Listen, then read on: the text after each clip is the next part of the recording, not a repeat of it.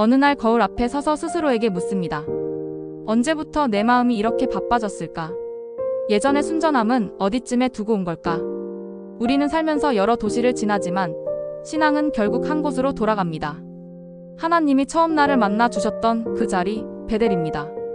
오늘은 창세기 30장에서 35장까지 야곱의 집에 태어난 12지파의 서막과 얽히고 설킨 관계, 도망과 추격, 야복강의 씨름, 세겜의 참사, 그리고 베델로의 귀환까지를 따라가며 멀어진 마음이 반드시 기억해야 할 한 가지를 붙들어 보겠습니다. 레아의 네 아들이 먼저 태어납니다. 르우벤, 시므온, 레위, 유다. 이름에는 그때그때의 마음이 배어 있습니다. 보라, 아들이다. 하나님이 들으셨다. 남편이 나와 연합하리라. 이제는 여호와를 찬송하리라. 사랑받지 못한 아내의 눈물이 찬송으로 성숙해 가는 길목입니다.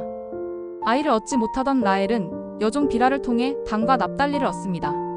레아도 여종 실바를 통해 갓과 아셀을 낳습니다. 다시 레아에게서 이사갈과 스불론이 그리고 딸 디나가 태어납니다. 오랜 기다림 끝에 마침내 라헬에게 요셉이 주어집니다. 훗날 베냐민도 태어나지만 라헬은 그 출산 중 베들레헴 근처에서 생을 마칩니다. 고대 근동에서 이름은 단순한 표지가 아니라 신학적 고백이었습니다. 각 아들의 이름은 하나님의 응답, 관계의 갈등, 상처의 회복을 기록합니다. 또한 12아들은 이스라엘 12지파의 뿌리가 됩니다.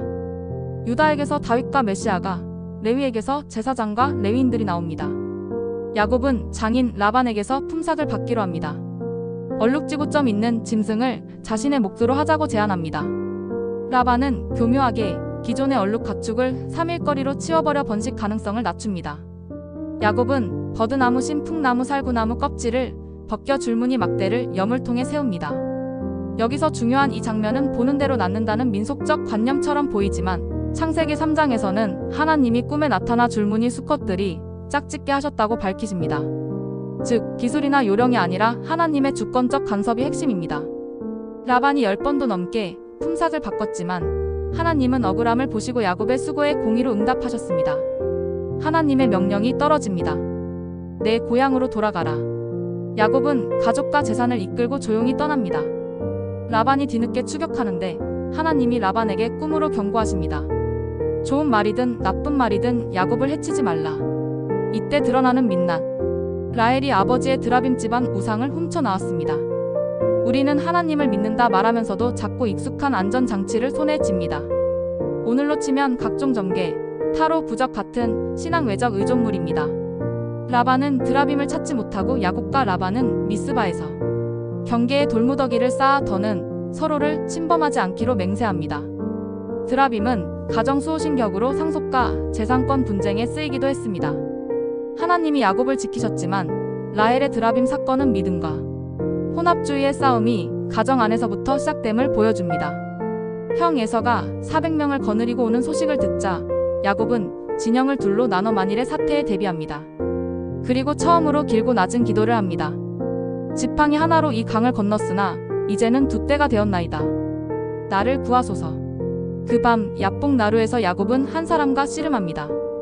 끝까지 놓지 않자 상대는 그의 환도뼈를 치고 야곱은 절룩이며도 축복 전에는 못 보낸다고 매달립니다. 그는 새 이름을 받습니다. 이스라엘, 하나님과 겨루어 이겼다는 뜻. 야곱은 그곳을 브니엘이라 부르며 내가 하나님을 대면하였으나 살았다 라고 고백합니다. 호세아 12장은 이 인물을 천사라고 부르며 동시에 하나님과의 대면으로 이해합니다. 본문은 의도적으로 경계를 열어 야곱의 싸움이 인생 전체를 건 하나님과의 씨름이었음을 보여줍니다. 승리는 힘이 아니라 매달림입니다. 절룩이며 걷게 된 뒤에야 그는 복을 들고 새벽을 맞습니다. 야곱이 7번 몸을 땅에 굽힙니다. 에서는 달려와 목을 안고 입맞추며 함께 운다고 기록합니다. 복을 가로챈 기억은 깊었지만 하나님은 원한의 서사를 화해의 서사로 바꾸십니다. 야곱은 재촉하는 형과 헤어져 세겜에 머뭅니다. 이 선택의 다음 장에 비극을 잉태합니다. 세겜 땅의 추장 아들 세겜이 디나를 욕보입니다. 세겜은 진심으로 결혼을 원했고 야곱의 아들들은 조건을 답니다. 남자들이 모두 할례를 받으면 혼인과 교류를 허락하겠다. 그러나 그들이 상처로 움직일 수 없을 때 시므온과 레이가 칼을 들고 성읍의 남자를 죽이고 재산을 노력합니다. 약속을 지키지 않은 잔혹한 복수였습니다. 야곱은 두려워합니다. 이 소식이 가나안과 브리스 사람들에게 알려지면 작은 가족 공동체는 즉시 멸족의 표적이 됩니다. 세겜의 사건은 야곱가에 남아있던 분노와 기만의 방식이 어떤 파국을 부르는지 보여줍니다. 하나님이 다시 명하십니다. 베델로 올라가라. 야곱은 가족과 동거민에게 말합니다. 이방 신들을 버리고 자신을 정결하게 하며 옷을 바꾸어 입으라. 그들은 드라빔과 귀걸이를 내어주고 야곱은 그것들을 세겜 근처 상수리나무 아래에 묻습니다. 하나님이 사방에 두려움을 주셔서 아무도 그들을 추적하지 못합니다. 베델에서 야곱은 제단을 쌓아 그 이름을 엘베델이라 부릅니다. 하나님은 언약을 다시 확인하십니다. 번성과 땅의 약속, 그리고 이름의 재확인. 너는 야곱이 아니라 이스라엘이다. 베델은 야곱의 영적 원점입니다. 돌베개를 베고 누웠던 도망자에게 열린 하늘. 오늘 본문은 신앙 회복의 새 동사를 제시합니다. 버리고 씻고 갈아입다. 신앙의 새 출발은 먼저 폐기에서 시작됩니다. 베델은 장소인 동시에 자세입니다. 처음 은혜를 회복하는 방식은 과거의 타성부터 뽑아내는 것입니다. 베델에서 남쪽으로 가는 길에 라헬은 난산으로 베냐민을 낳다가 죽습니다.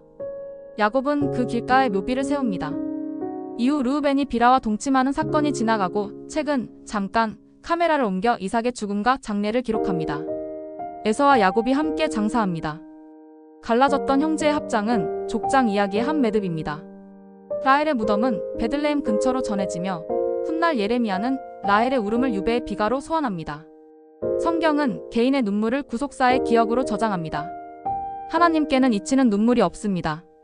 어느 청년이 새벽마다 기도했습니다. 그러나 중요한 면접을 앞두고 그는 알고리즘의 눈치를 더 보았습니다. 도움이 된다길래 신통한 부적을 받았습니다. 면접은 통과했지만 마음속 평안은 오히려 줄어들었습니다. 드라빔은 눈앞의 불안을 막아주는 장난감 같지만 하나님께 집중해야 할 시선을 분산시킵니다. 야곱의 집안에서 드라빔을 파묻고 나서야 길이 열렸듯 우리도 작은 의존물을 버릴 때 베델의 길이 열립니다. 하나님과 멀어졌다고 느껴질 때 야곱의 길을 기억하십시오. 쥐고 있던 드라빔을 내려놓고 야복에서 붙잡고 세겜을 떠나 베델로 돌아가는 길. 신앙의 회복은 멀리 있지 않습니다. 하나님이 처음 나를 만나 주셨던 그 자리, 그 목소리, 그 약속으로 오늘 그 길로 돌아가십시오. 영상이 도움되셨다면 좋아요, 구독, 알림 설정, 그리고 댓글로 함께 나눠주세요. 한 사람의 베델 귀환이 또 다른 사람의 길을 밝힙니다.